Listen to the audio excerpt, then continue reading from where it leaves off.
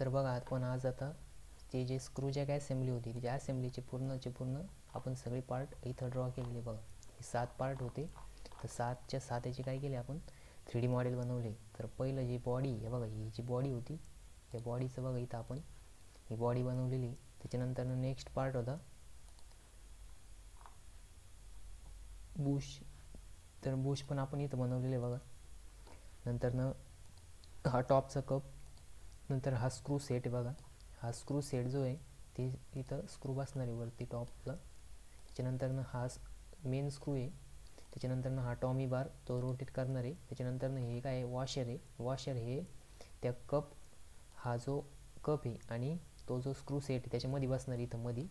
त्याच्यानंतर नेक्स्ट बघा हा टॉमी बार, नंतर हे वॉशर आहे आणि नंतर हे बुश. आता या बुशमध्ये लीड स्क्रू बसणार आहे. हा बुश ह्या बॉडीमध्ये बसणार आहे. सगळ्यात मेन पार्ट कोणता आहे, बॉडी पार्ट आहे. तर आता आपल्याला काय करायचं आहे, असेंब्ली करायची बरोबर. तर असेंब्लीसाठी बघा नवीन फाईलमध्ये जायचं. नवीन फाईलमध्ये गेल्यानंतर न्यूच्या तिथं बघा असेंब्लीवरती क्लिक करायचं. इथं मिलीमीटर सिलेक्ट करायचं. त्याच्यानंतर इथं नाव द्यायचं screw jack assembly, screw jack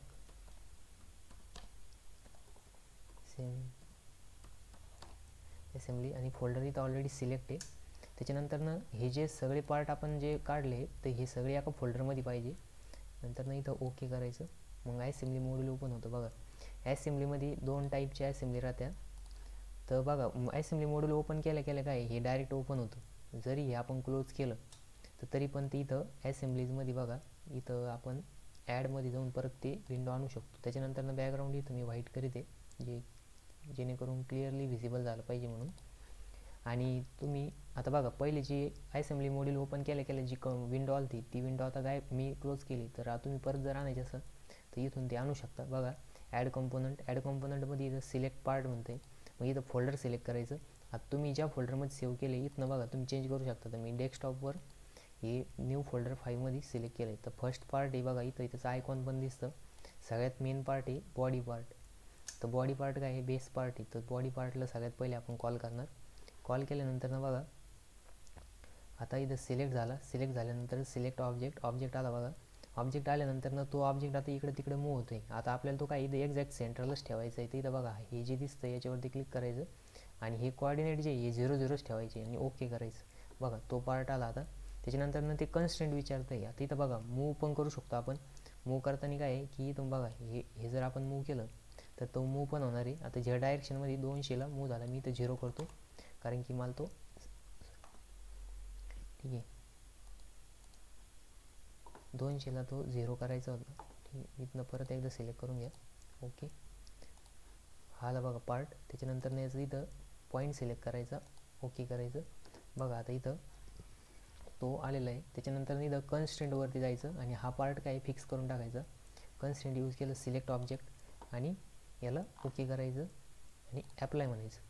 आता हा फर्स्ट पार्ट काय झाला फिक्स झाला. बघा इथं अर्थिंगचं चिन्ह आलेलं आहे म्हणजे ते कन्स्ट्रेंट आलेलं आहे. त्याचसोबत बघा इथं जे मॉडेल ट्री राहतं इथं कन्स्ट्रेंटमध्ये बघा एक कन्स्ट्रेंट आलेलं आहे मॉडेल 2ला. त्याच्यानंतर आता दुसरा पार्ट घ्यायचा. बघा आता इथं जर ड्रॉइंगमध्ये जर बघितलं खाली असेंब्ली ड्रॉइंग दिलेलं आहे. इथं बघा बुश बसलेलं आहे बरोबर.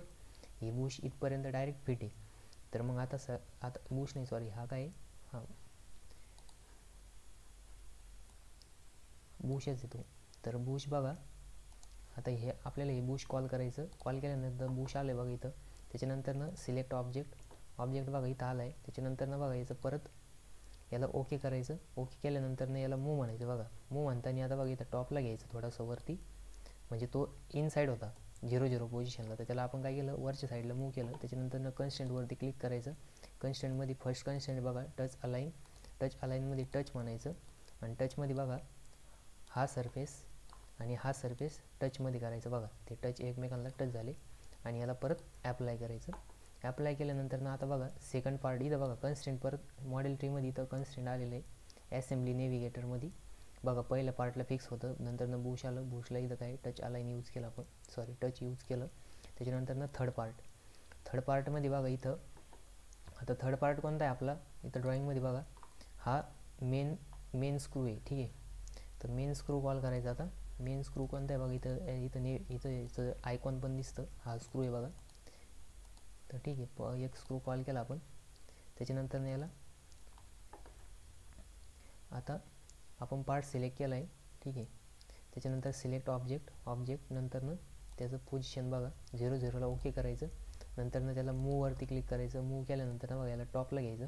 आता बघा इथं काय आहे की आपण कन्स्ट्रेंट यूज नाही करू शकत, कारण की काय आहे की हा जो स्क्रू आहे हा काय होणार आहे, अप अँड डाऊन मूव होणार आहे. कारण की याला आपण टॉमी बार जसं जसं रोटेट करणार तसं ते स्क्रू काय होणार, रोटेट होणार.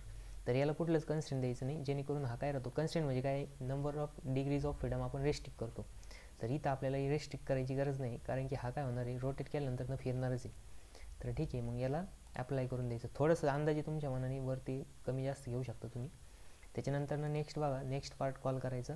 नेक्स्ट पार्ट बघा आता कोणता आहे, तर तो जो टॉपचा कप आहे तो कप कॉल करायचा.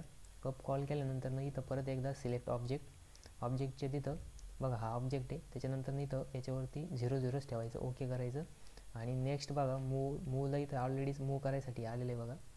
तर मग मी काय करून याच्यापेक्षा थोडंसं वरती घ्यायचं. त्याच्यानंतर बघा हा जो फेस आहे हा यातला टच करून द्यायचा. तर मग परत इथं कन्स्टंटवरती क्लिक करायचं. कन्स्टंटवरती केल्यानंतर परत इथं टच नंतर हा फेस पहिले सिलेक्ट करायचा आणि नंतर हा फेस सिलेक्ट करायचा. बघा याला हे टच झालेलं आहे. त्याच्यानंतर नेक्स्ट पार्ट आता याला अप्लाय करायचं. अप्लाय केल्यानंतर परत नेक्स्ट पार्ट कॉल करायचं. नेक्स्ट पार्ट कोणता आहे आता, तर इथं आपण वॉशर कॉल करणार आहे, ठीक आहे.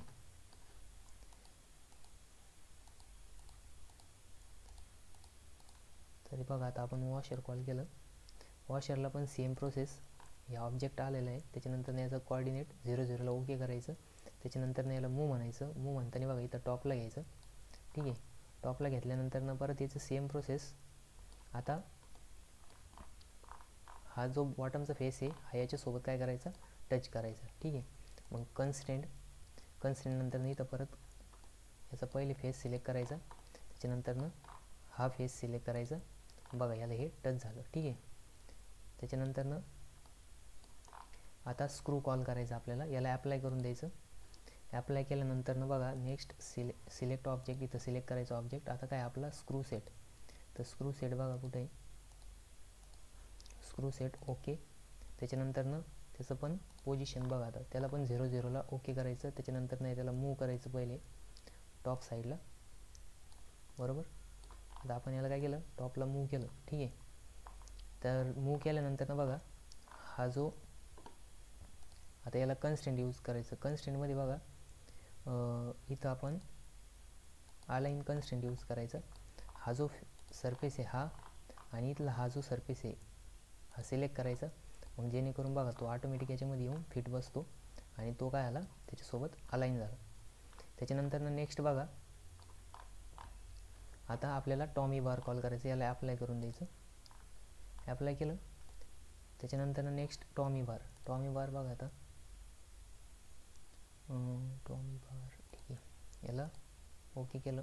त्याच्यानंतर सिलेक्ट ऑब्जेक्टला परत इथं 0 ठेवायचं.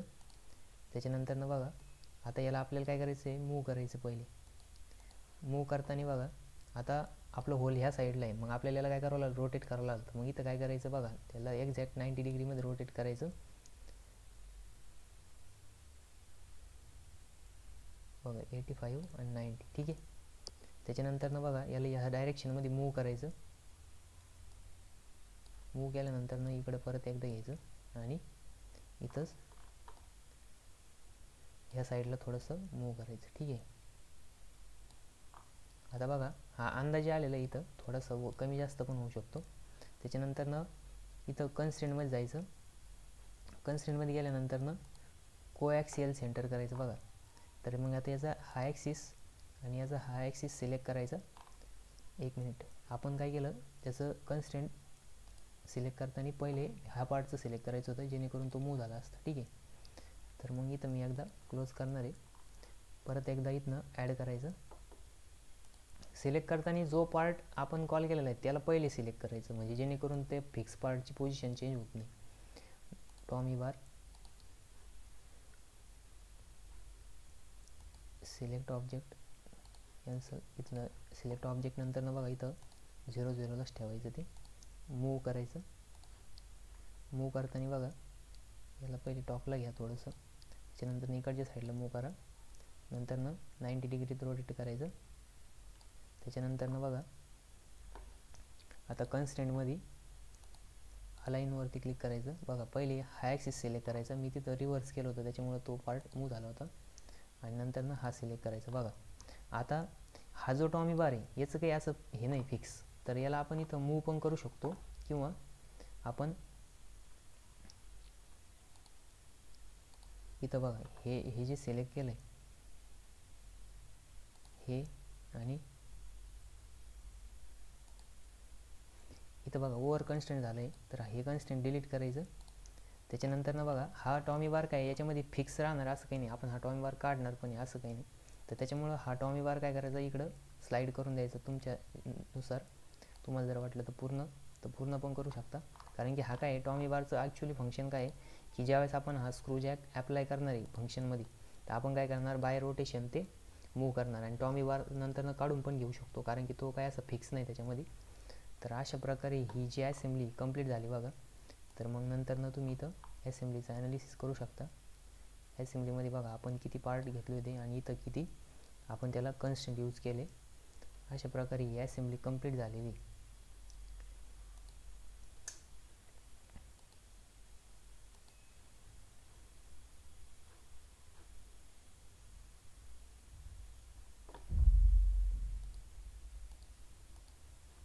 ठीक आहे, मग आता तुम्ही इथं त्याचं असेंब्लीचं ॲनालिसिस करू शकता. आणि त्याच्यानंतरनं तुम्ही याचं वेगवेगळे व्ह्यूमध्ये पण बघू शकता. बघा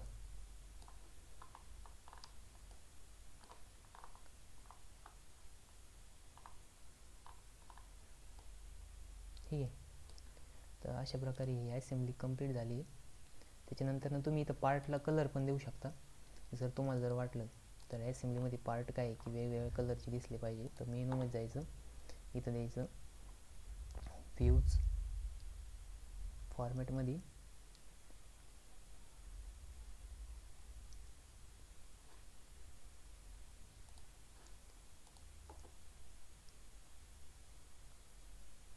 इथं बघा ऑब्जेक्ट डिस्प्ले, आणि इथनं तुम्ही कलर चेंज करू शकता तुम्हाला जर पाहिजे तो.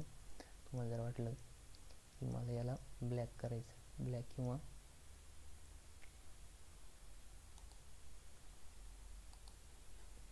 आणि तुम्ही इथं त्याचं शेडेड वगैरे तर बघा त्याचं म्हणजे त्याची ट्रान्सपरन्सी राहते ती चेंज पण करू शकता. त्याच्यानंतर बघा आता इथं जो हा पार्ट आहे याचा आपण काय करू, थोडंसं त्याचं ट्रान्सपरन्सी चेंज करू. तिथं जायचं एडिट, ऑब्जेक्ट डिस्प्ले, आणि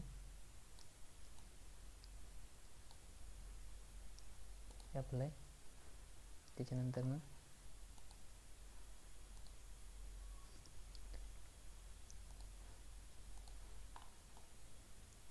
हा जो पार्ट आहे याचा आपण कलर चेंज करू डायरेक्ट.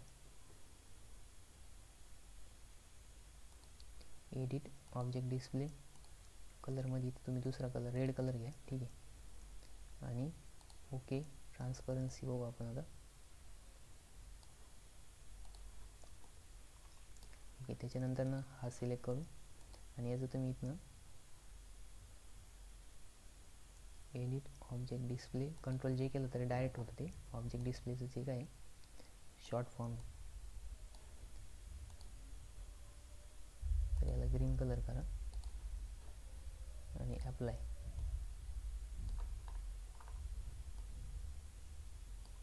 त्याच्यानंतर तुम्ही इथं हा जो ऑब्जेक्ट आहे याचं पण सेम तसंच एडिट करू शकता. म्हणजे तुम्हाला काय की जे कलर पाहिजे ते तुम्ही चॉईस न करू शकता. म्हणजे तुम्हाला आता स्क्रू जॅकला जनरली काय कुठला कलर नाही, म्हणजे मेटल पार्ट आहे, तर मग मेटलला आपण आपल्यानुसार कलर देऊ शकतो.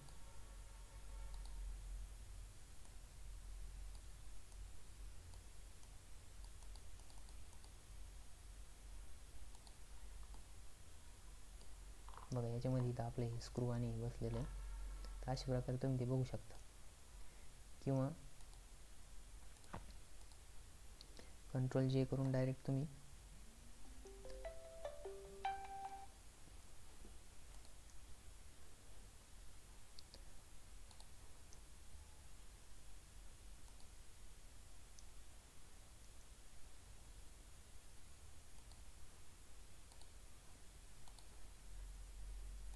तसं हे सगळे ऑब्जेक्ट जरी सिलेक्ट केले एक सोबत आणि तरी पण त्यांचा कलर चेंज होतो.